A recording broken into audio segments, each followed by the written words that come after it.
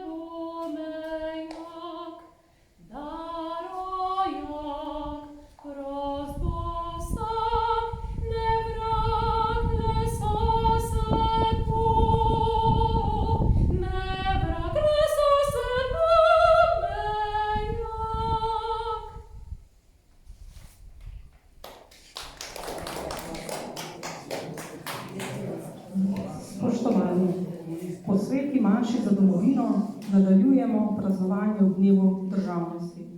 Prisrčno pozdravljam našega častnega gosta, profesorja patra Ivana Platonjaka, izrednega profesorja na Teološki fakulteti v Ljubljani in poznanega voditelja duhovnih vaj iz Ignacijevega doma v Ljubljani. Prav tako pozdrav tudi vam, gospod župnik. Danes ne praznujemo le preteklosti, ampak predvsem odpiramo srce za prenovo, da bomo stavili na Boga in svojo državljansko držo prenovili z notranjo močjo vere. Pa začnimo. Pater, povejte nam, naša drža do domovine, naša ljubezen do domovine Slovenije, ali se lahko navzame tudi molitvenega značaja, oziroma kako zrelo, kot zreli kristjani, gojiti odnos do domovine. Zdi, da največ naredimo, če res živimo Kristusa, če živimo v njegovem duhu. Takrat tista država, v kateri je bil, tudi cesarstvo, rimske cesarstvo, je bilo tudi ogromno nasilja, zla in vsega. Tudi v tisti tako izraelski državi, z rodom in vse to, je bilo tudi ogromno nasilja. Ampak on je govoril vsem, ki mi je oznanjal očeta, njegovo ljubezen in kako naj ponazočujemo, živimo to njegovo kraljestvo, njegovo ljubezen, pravičnost, spoštovanje, usmiljenje.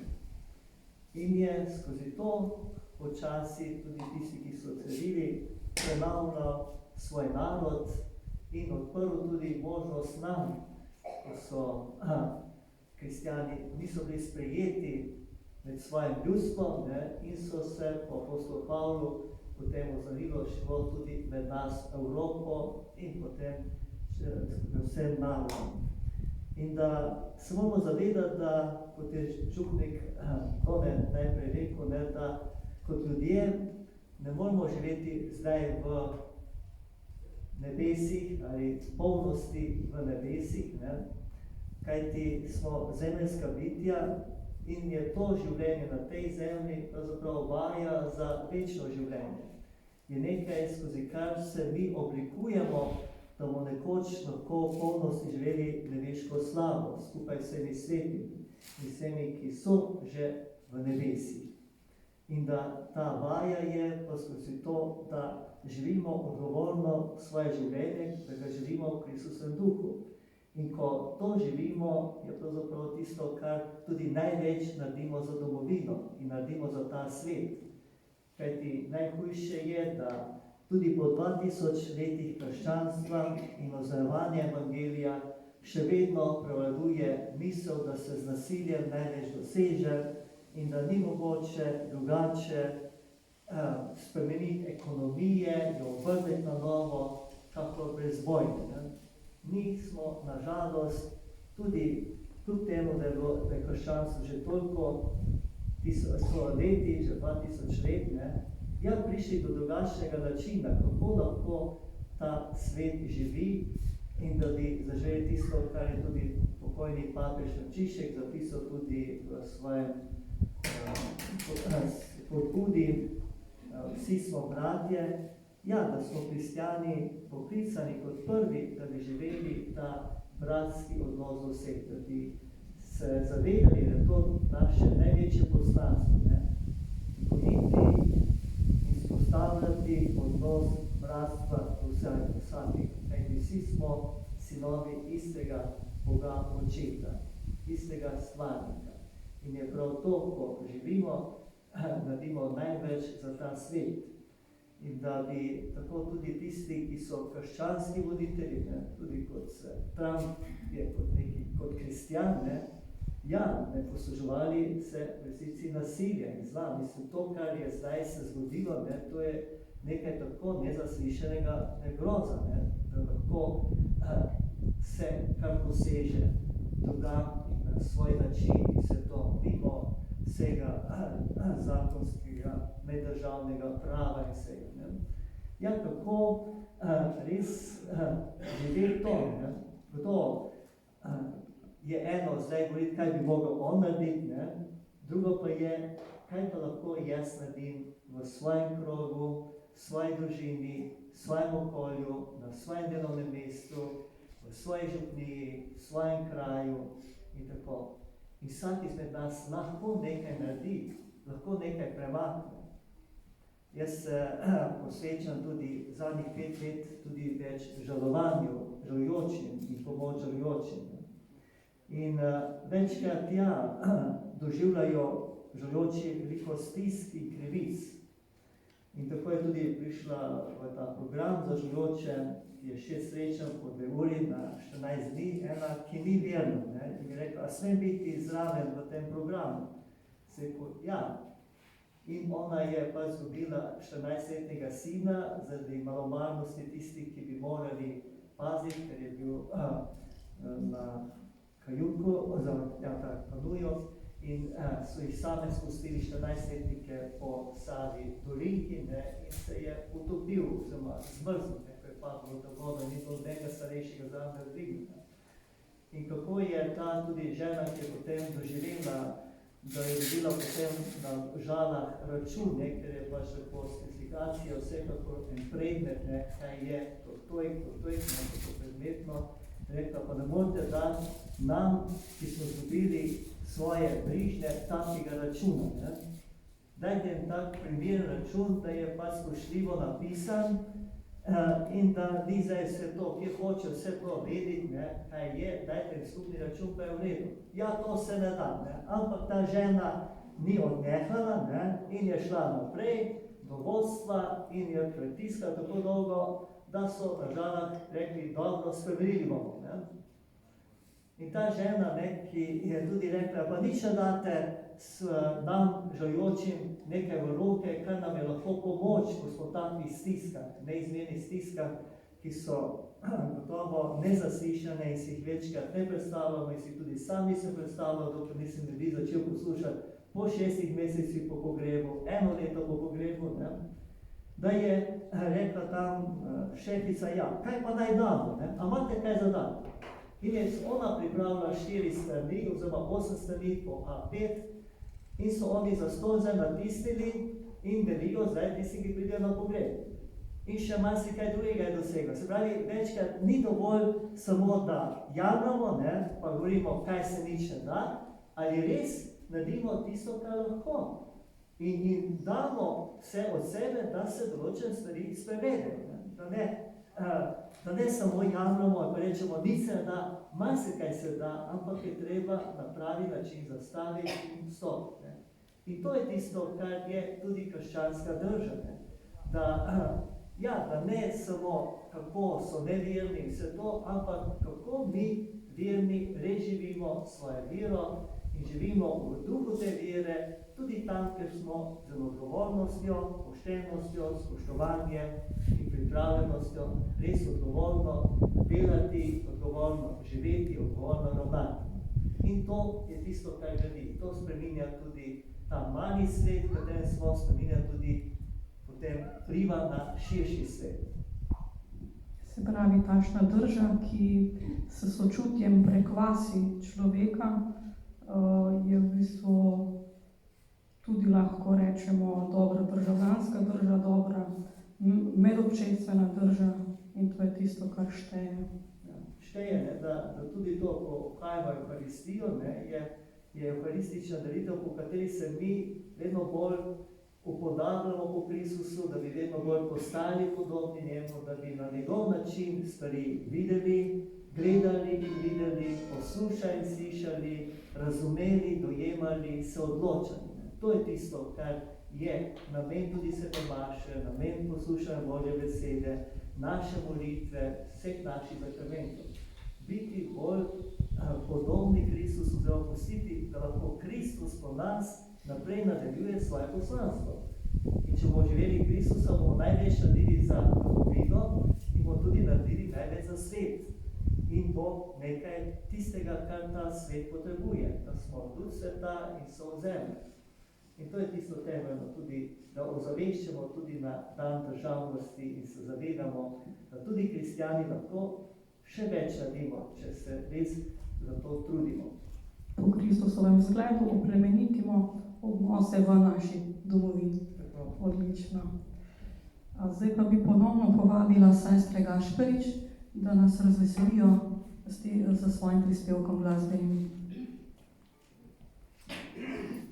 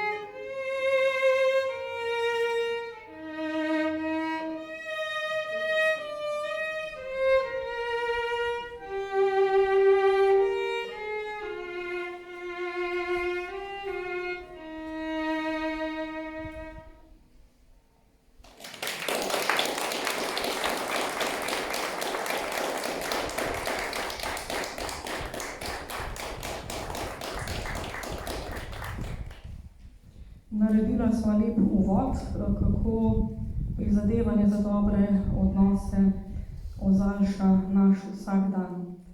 Nadaljujeva pa v smeri, kaj pa takrat, ko se v teh medsebojnih odnosih zalomi, in čisto človeško je, da se vsake toliko zalomi, več ali manj vsakemu in povsod. Dajva spregovoriti o kakšnem nasvetu, o odpuščanju. A je odpuščanje, če odpuščam moj poraz, moja privolitev, da nekdo še naprej grdo ravna z mano, ali pa je to nekaj povsem drugega. Tako nam povejte, da se bomo lažje odpuščali v družini, med sosedskih odnosih, na župniji. Izvolite.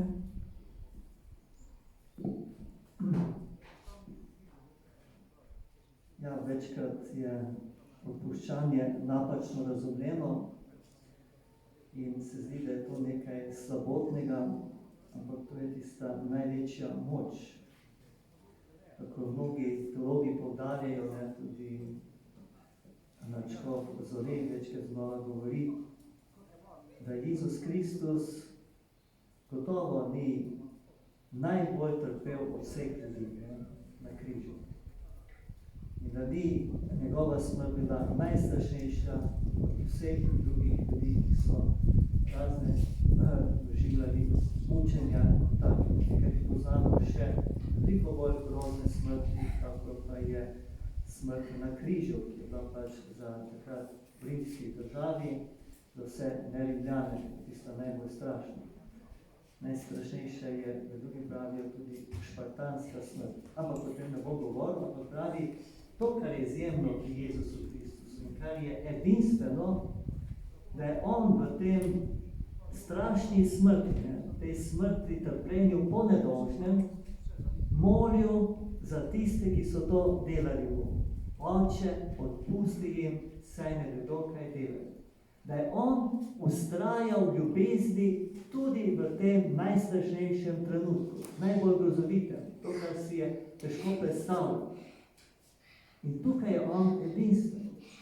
Tukaj je tisti, ki je skozi to ljubezen, vztrajanje v ljubezni, očetovi ljubezni, zaupanje, da samo ljubezen je tista, ki ostane, ki premaga zlo, in da je znamenje ljubezni tudi odpuščanje, želja, da bi zmogli tudi tisti, ki delajo zlo, odkriti, da samo ljubezen bo ostala, da nasilje, sovraštvo, vse to je minljivo in da nima večnosti, je tisto, kar nas je osvobodilo zla in kar nam omogoča, da tudi mi v njem in z njim zmoremo tudi dopustiti, da zmaga nas odpuščanje.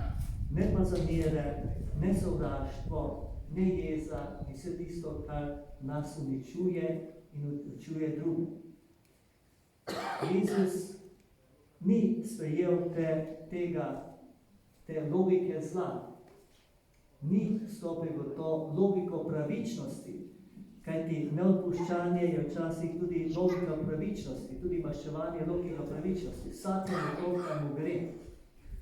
In včasih nekdo ne odpusti, zato ker pravi, to bi bilo nepravično, to ne bilo prav. Pa vendar je edino odpuščanje tisto, kar je prav. Kajti edino tisto nam pomaga, da postajamo bolj ljudje in bolj božji.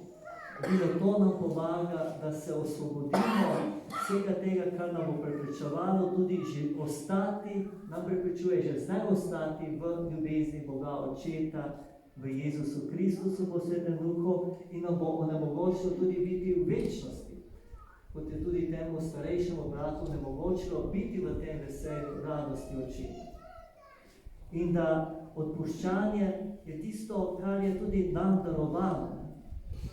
Je tisto, kar je največji dar, ki si ga damo, kajti potem nismo več mi priklenjeni na preteklost, nismo priklenjeni v zlo, nismo nekje ujeti v tisto, kar tudi nas dela podobne tistim, ki so nam naredili krivico, zlo. Kajti, če mi ne gremo odpuščanje, počasi postajamo podobni tistim, ki jih sovražimo, ki rečemo, da ta človek je nemogoč in da ne bomo nikoli taki, ampak taki postajamo. Drugo, kar je, če ne z odpuščanjem, tudi gremo iz vloge žrtve. Kajti najhujše je, da si vzamemo vlogo žrtve in s tem tudi pravice žrtve, ki pa je to, da na enak način vrača, kar je prejel. Tako da mnogokrat tisti, ki so bili žrtve, postanejo potem še hujši časi kot tisti, ki so jim zlo naredili. Zato je tukaj z odpuščanjem sprejmemo odgovornost za svoje življenje. Da ne želimo biti žrtve, da želimo odgovorno živeti svoje življenje in biti odgovorni za to, kar delamo. Da ne dovolimo, da nas drugi za svojim zlom naredi tudi nas zle.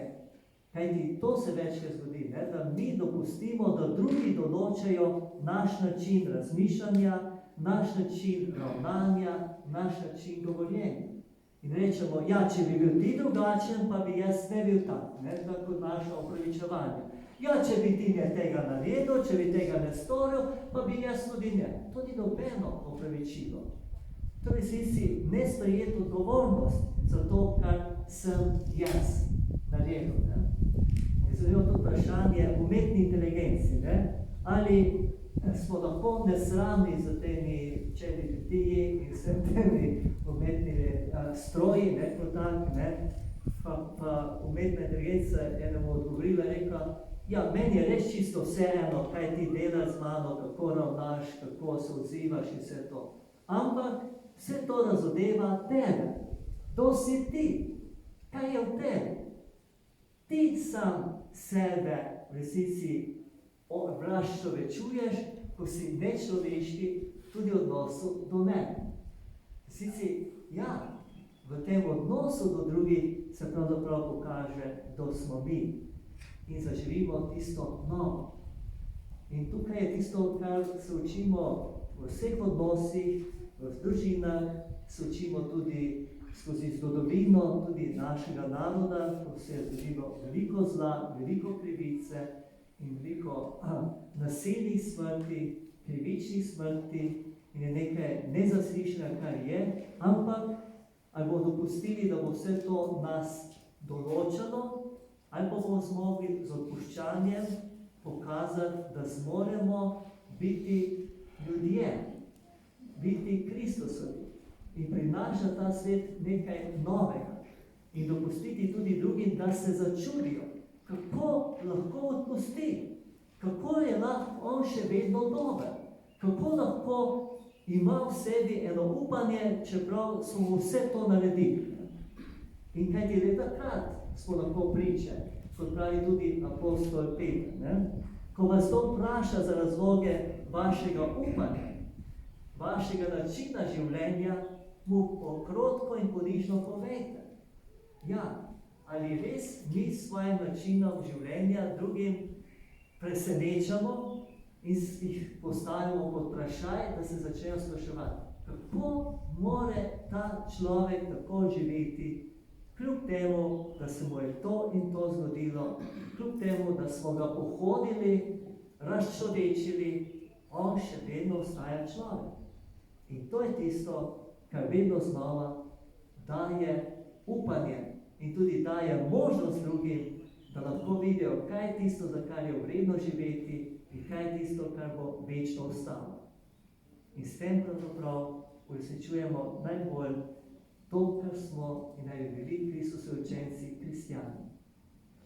Še glede odpuščanja, ko se znajdemo v konfliktu, bodi si v družini, bodi si v medsosedskih odnosih, v katerikoli skupnosti, tudi v farmi, pride do konflikta, zapopadejo nas negativna čustva, skoraj da človek več samega sebe ne obvladuješ, takrat, ko si res ranjen in ko si upravičeno ranjen.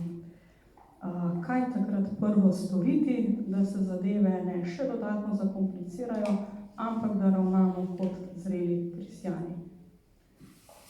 Ja, to ni enostavno, kajti to nas zelo določa tudi naš karakter, ne? Smo koleriki in tako naprej in ta način, kako tudi odreagiramo. Ne? Zato mora vsak najti način, kako se takrat ustaviti, ne? Utihniti, se umakniti, da ne eksplodiram in naredim še več zla. Ne? Pravi, in zato je tudi tisto, da zmolim, če ne druga, počasi, Oče naš zmolim, pa bo že takoj potem po tistem bom drugače odreagiral. Ne? Da ne kar odreagiram na žogico, kot tako. Drugo pa je to, da večkrat je tudi, da ne povemo drug drugemu, kaj smo doživeli ob vsem tem. Kako je nas določena stvar prizadela, kako nas je to ranilo, kaj se je to povzročilo. Kaj ti mislimo, da drugi to ve. Da če je razumen, to razume. Ne. Nekateri ne vejo, da so nas prizadeli. In ne vejo, kaj delajo. In je zato treba zbrati pogum in prositi Svetega Duha, da bi znali mirno povedati. Glej, to in to je meni povzročilo te in te stvari. Jaz ne vem, kaj si ti hotel. Zakaj si to rekel, zakaj si to storil. Jaz sem to doživel tako in tako. A mi lahko ti poveš, kaj pravzaprav si želel. Kaj ti končno res ne vemo. Jaz vem, da sem marsikoga ranil, ne da ti se zavedal in nisem niti hotel, ampak je pač moj značaj. Tudi se hitro smejim in s tem svojim smehom sem tudi marsikoga prizadel.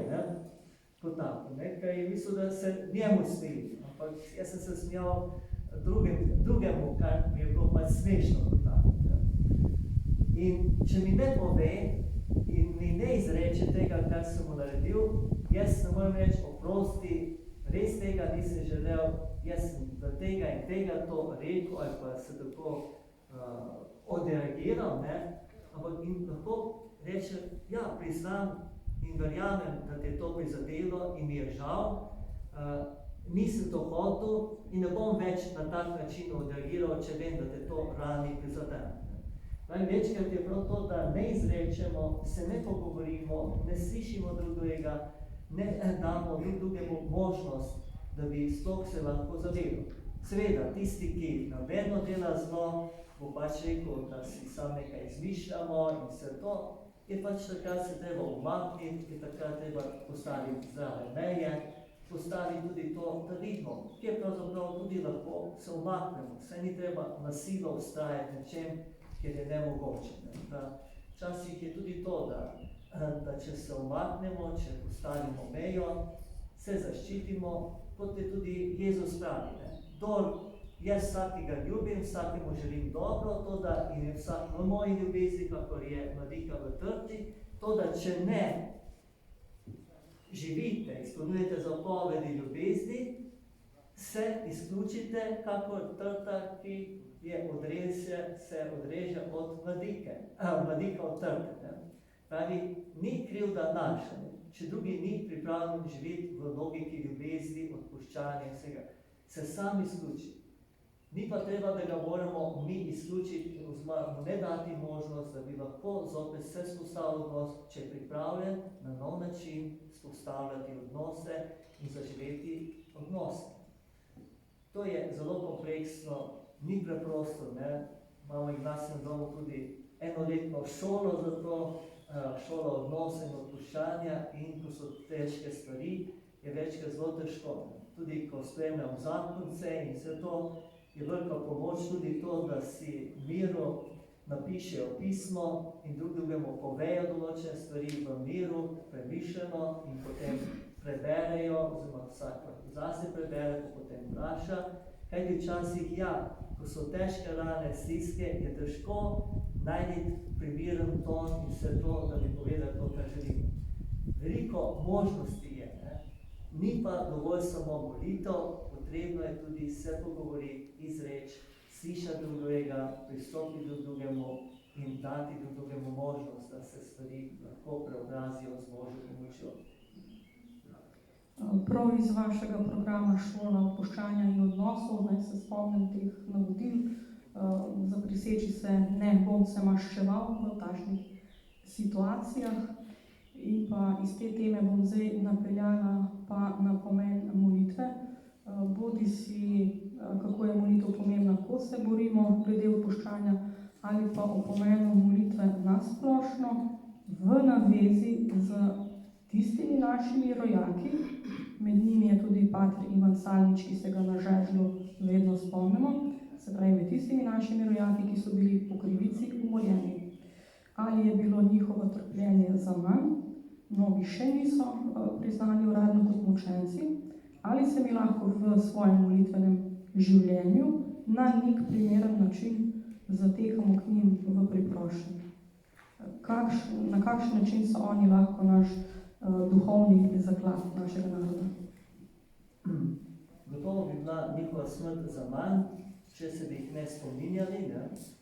Če bi se ne zavedali njihove ljubezni, iz kateri so vztrajali in do tega bili tudi umorjeni kot taki ljubezni do Kristusa in živeti Kristusa, in da je tudi za manj, če se k njim ne zatekamo kot priprošnikom, da lahko in želijo nam oni pomagati, da bi lahko mi v tem času živeli res to, čemu smo poklicani in uresničili svoje poslanstvo v tej domovini, ki nam je zdaj dano, v tej državi, ki je tudi sad te njihove žrtve, te njihove vztrajnosti, dobroti, veri, pravičnosti, odpuščanju. In da je to tisto, kar nam pomaga. Kajti končno vsi se lahko zatekamo z vsem našim rajnim sorodnikom, dobrotnikom in vsem, ki smo jih poznali. In škoda je, da se ne zatekamo. Škoda je, da jim ne damo možnost, da bi nam izkazali ljubezen po Bogu Očetu, Jezusu Kristu, v katerem so. Če že niso v polnosti združeni, poveličani, so na tej poti, upamo, v očiščevanju. Tudi če so v vicah, želijo nam pomagati. Ne morejo sebi pomagati, lahko pa nam pomagajo, če se jim priporočamo. In mi jim pomagamo z našimi molitvami, z našim življenjem v ljubezni, z našimi daritvami, tudi svetih maš, z našimi odpustki in vse drugo. Lahko pomagamo. To, da oni želijo tudi nam pomagati. In je škoda, da jim ne damo možnost. In ko ne damo možnost, pravzaprav izgubljamo vse tisto, kar bi lahko preko njih tudi prijeli. Zato se radi zatekajmo, tudi če niso razrešeni, tudi izpovedujemo na praznik vseh svetih, da so mnogi poveličani in že v nebesih, čeprav niso uradno pred cerkvijo razrešeni kot blaženi in svetiki. In da je vedno znova prav, da jih se zatekamo in odkrivamo, na kak način so še vedno navzoči po Bogu z nami, kako nas spremljajo, kako nas podpirajo, kako nam izkazujejo svoje ljubezni. Potem takem je verjetno tudi prav, da potem tudi mi izrazimo kakšna pričevanja, kako se je dogajalo tekom naše molitve, ko smo se obračali na naše mučence. Kaj menite? Seveda, tudi pričevanje, tako do Igorja Salniča, do drugih tudi, kakor tudi tega, kar smo deležni, tudi ko se zastekamo k našim pokojnim, da je vzpostavljamo ta nov odnos. Vsekakor pa je prav, da se več, ko se zatekamo prošnji, več je potem lahko tudi pričevanj uslišane. Če pa se ne zatekamo, potem pa ni. In tukaj je prav tisto, da cerkev zazna kot tako, da je ta mučenec, Igor Salnič, kako drugi tudi, res živo navzoč z nami. In da je tisti, kateri nam pomaga tudi s svojim zgledom, s svojim življenjem, ki ga je živel in za svojo priprošnjo, spremljanje, tisti, ki nam omogoča še bolj biti kristjani, še bolj biti žive priče Jezusa Kristusa. Na naši župniji smo dokaj dobro povezani, dobre volje pri sodelovanju nam ne manjka, tudi če se kdaj kaj po strani pogledamo, tudi to je vse človeško. Se pravi, kako bi program, ki ste vi za skrbnik na teološki fakulteti, duhovno izpopolnjevanje, kako bi nam more biti ta program ali pa katere izmed duhovnih vaj, da bi nam priporočili, da bi lahko svoje služenje cerkvi oziroma sočloveku lahko še boljše opravljali in z dobro voljo še naprej in da se podkrepimo s takimi vedenji. Govorite o programu duhovno izpopolnjevanje, tudi ki je na Teološki fakulteti, ki je nudeno odraslim kot takim, je vsako sredo 2 leti, 5 ur od 5 do 15 do 9. Gotovo je tukaj težko hoditi v Ljubljano, ampak zdaj od COVID časa je možno tudi sodelovati nadaljavo, tudi preko Zooma. Tisti, ki lahko pridejo, so blizu, so tam v Ljubljani predavalnici, drugi so pa preko Zooma zraven povezani. Tudi ta možnost je. Eno je treba zavedati se, ne, da je naša vera je tisto nekje, da nosi 3 stvari, ki morajo biti globoko povezane, da živimo lahko krščanstvo polnosti. Eno je, ne, da pripadamo skupnosti, da imamo obrede, da imamo eno institucijo, ki nas povezuje, združuje in je tisto temeljno, kar je pomembno, ne, tudi da imamo to možnost. Ampak to ni dovolj, ne, je pač to ena tradicija, nekaj, kar nam je dano, marsikomu iz nas je bilo že ob rojstvu, potem skrbstvo in tako naprej, potem se živimo. Ampak mi smo tudi razumska bitja, ne, in moramo tudi se spraševati, tudi raziskovati, tudi doumevati, zakaj jaz verujem, zakaj jaz hodim k sveti maši, ne, zakaj grem k sveti spovedi, kaj pomeni zame molitev, kaj pomeni to, da verujem v Boga, ne, da zmorem iti tudi si postaviti ta vprašanje in najti odgovor. Kajti še posebej je večkrat tudi v našem posredovanju mladim problem to, da si puberteti otroci začnejo spraševati in jim ni vse logično, ne, in jim ne morejo več živeti tistega, kar so lahko prej preprosto sprijemali kot otroci, in se sprašujejo. In včasih jim premalo damo možnost, da se smejo spraševati, da jih spodbujemo celo, da se sprašujejo, da raziskujejo, da skupaj z njimi iščemo odgovore. Ne da jim damo kar, ampak dopustimo, da jih najdejo, da se naučijo, kako, ko pride neka vprašanje, neka stiska in se to na kak način odgovoriti. Raziskave kažejo, da naši mladi večkrat izgubijo vero. Zakaj? Zaradi prosilne molitve. Zakaj zaradi prosilne molitve mnogi izgubijo vero? Je zato, ker je predstavljen Bog kot tisti, ki vse usliši, ne? Kot tisti, ki usliši naše prošnje, ki, če ga bomo prav prosili, če bomo prosili za vso vero, če bomo popolnoma zaupali. In mnogi mladi, ali ob kakšni smrti bližnjega in tako naprej, ali kakšni katastrofi življenja, ki se jim zgodi kot take, ne, veliko molijo, veliko prosijo, pa niso uslišani. In ne morejo več verjeti, da jih Bog ljubi. Ne morejo verjeti, da je Bog res tisti, o katerem takšen, kot jim govorijo in so jim govorili. Ne. In zato raje pustijo Boga pri miru in cerkev. Ker se zdi, da je lažno. Ne. In je zato včasih, da bi zelo pomembno tudi otroke učiti zahvaljevanje. Ne. Čudenja na vsem tem, kar je dano, hvaležnost za vse to, kar nam je dano, vaš čude življenja in kar nam je vsak dan podarjeno. Zato apostol Pavel pravi, vedno se zahvaljujte Bogu. V vsem se zahvaljujte, to je Božja volja za vas. Ne vedno prosite, ampak zahvaljujte se. In hkrati se zavedati, da izražamo svoje prošnje, pa hkrati se zavedati, da ne vemo, kaj se je za nas dobro in najboljše za nas in za druge od nas. In da je to ena tudi ta pot razumskega razmišljanja, dojemanja in vse to tudi pomembno. In tudi to, da pridemo do neke izkustvene ravni, da tudi sami znamo ubesediti tudi naše doživljanje Boga, njegove navzočnosti v našem življenju, njegove ljubezni, njegovega odpaščanja, usmisljenja in da znamo tudi to ubesediti. Kajti, ko sem prej apostola Petra citiral, vsakemu, ki vas vpraša, povejte o razlogih svojega upanja. Ampak mnogi kristjani težko ubesedijo razloge, zakaj verujejo, zakaj upajo, zakaj vztrajajo in tako naprej. In zato je tudi treba študij, da se tudi to učimo, da razmišljamo, da najdemo besede, se učimo v besedi in tako lahko bolj potem res zvesto pričujemo in živimo Kristusa.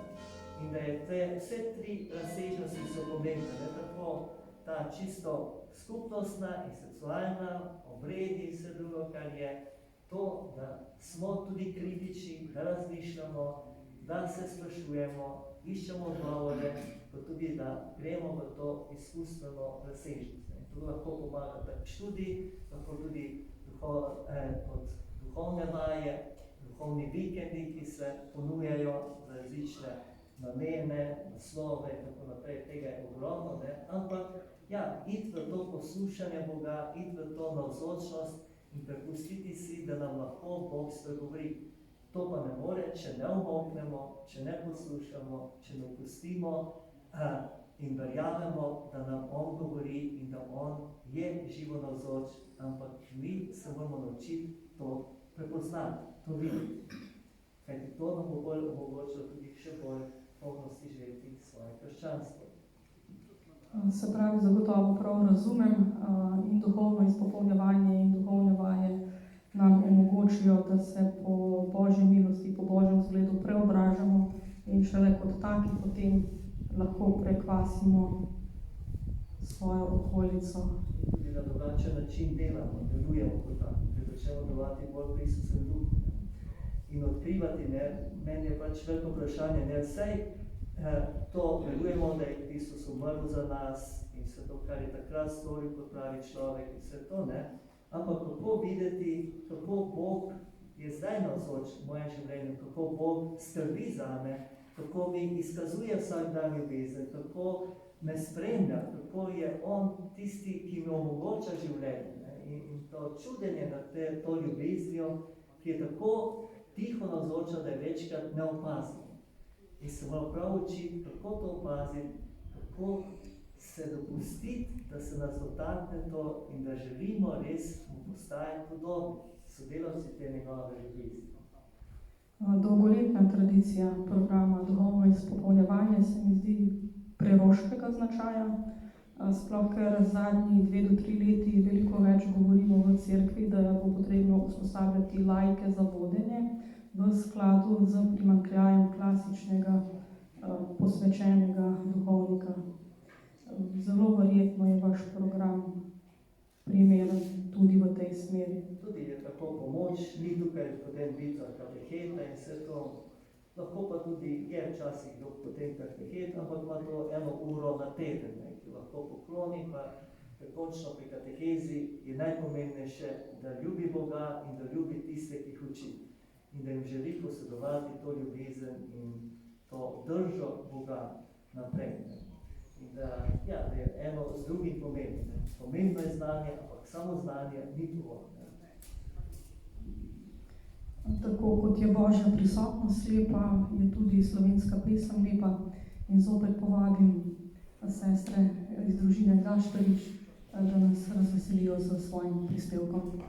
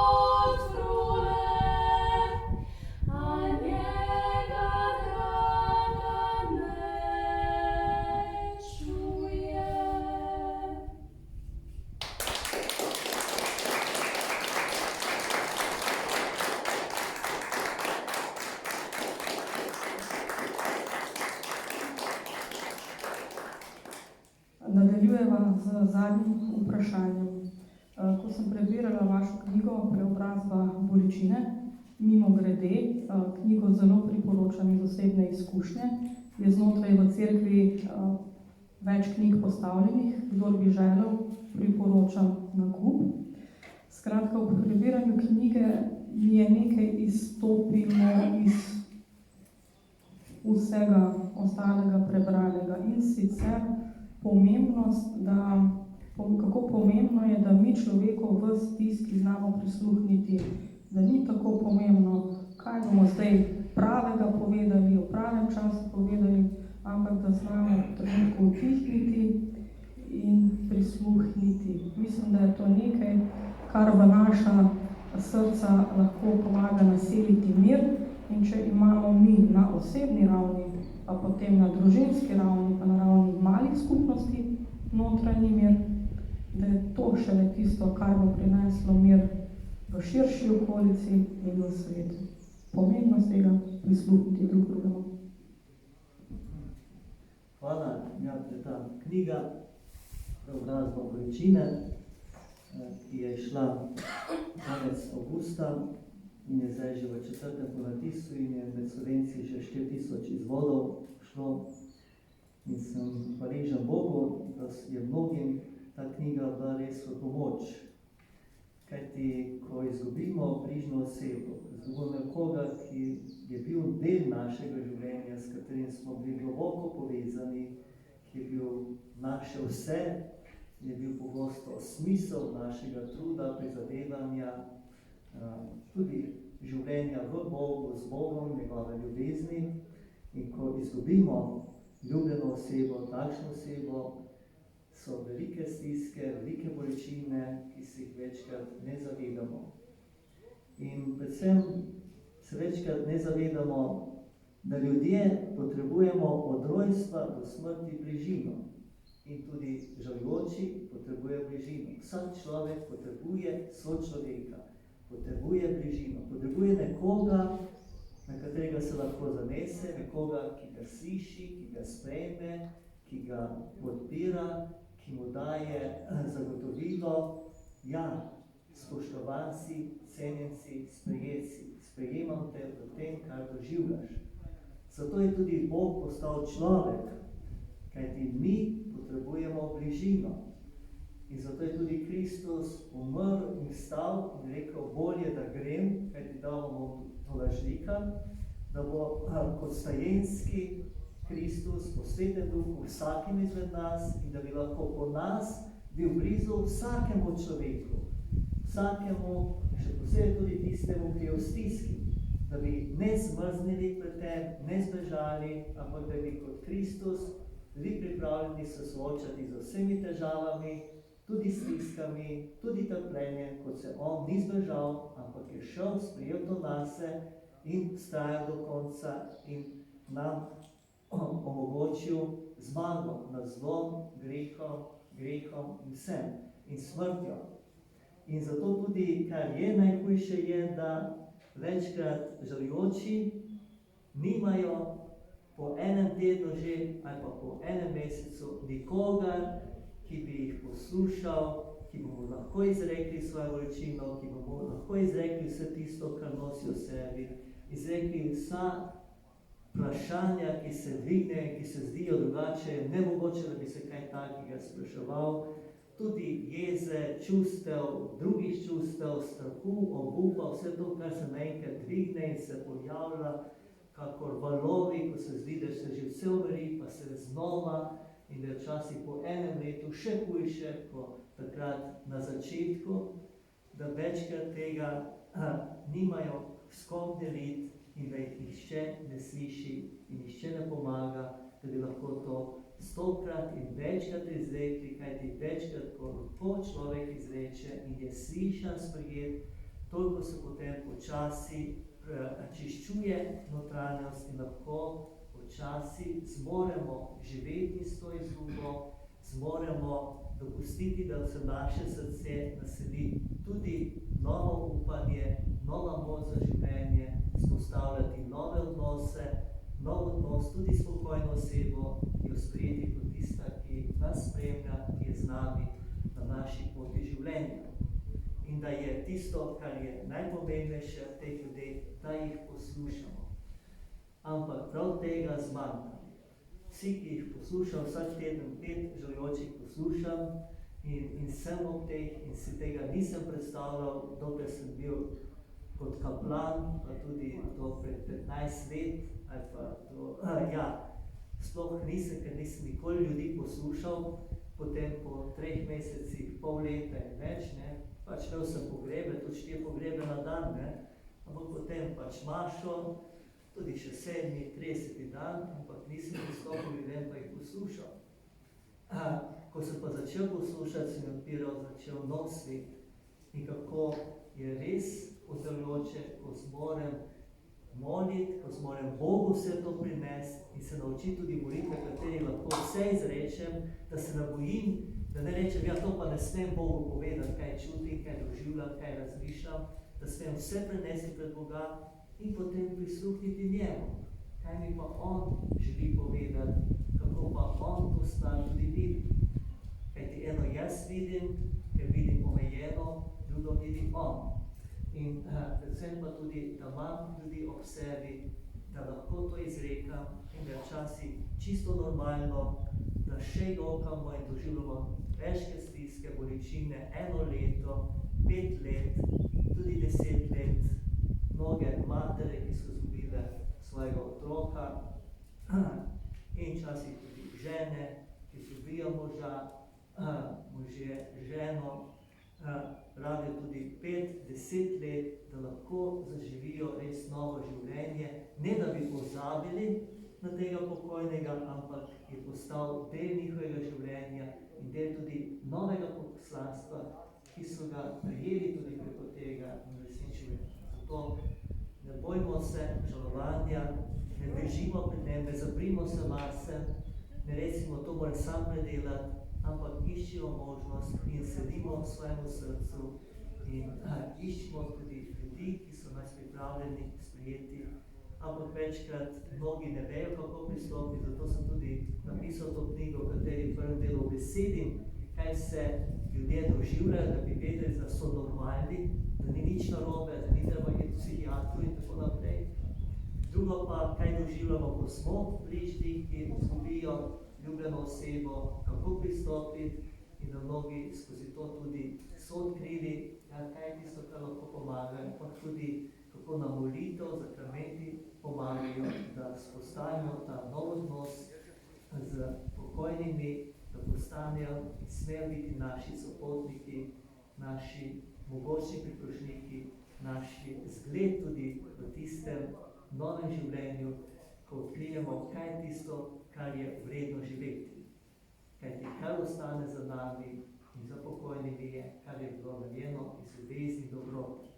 In če bi znali prav žalovati, bi postali tudi bolj ljudje in bi odkrivali, kaj pa je res važno v življenju. Kot mnogi rečejo, kaj pomaga, če ima žena potem vedno orožje od svojega moža, od vdovca, ne? Vedno na grobu, prej pa ni dobila celo življenje ene rože. Ali obratno. Kaj se potem obžalujemo, da nismo naredili odnosa. Zato pa eno pravo žalovanje kot tako nam pomaga odkriti, ja, kaj je tisto, za kar je vredno živeti in kar bo za večno ljudi ostalo. Kdo želi, si lahko vzame knjigo, je 10 evrov, je poročen dar. Če kdo nima, pa bi vzel, lahko da župniku poravnala, ne? Tudi tako, če pa tudi ne more tako, pa da vzame, pa če prebere, je dovolj.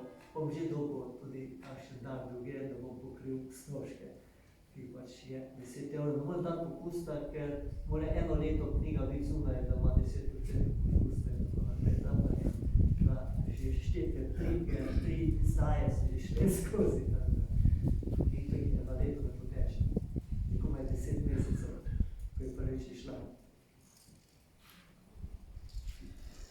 Spoštovani navzoči, hvala, ker ste ta večer darovali svoji domovini s svojo prisotnostjo, z odprtim srcem in pripravljenostjo prisluhniti.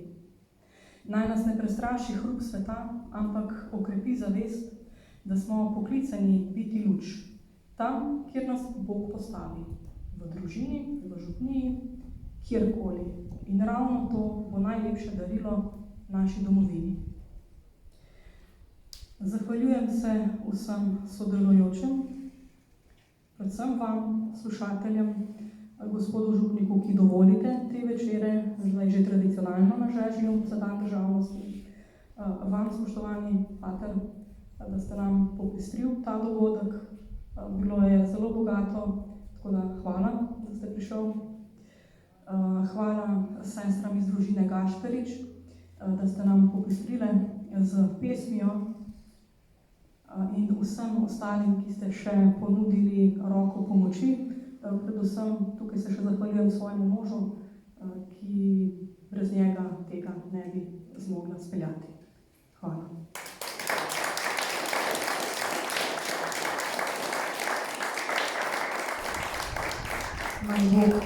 Naj Bog blagoslovi našo domovino in vsakega izmed nas. Hvala.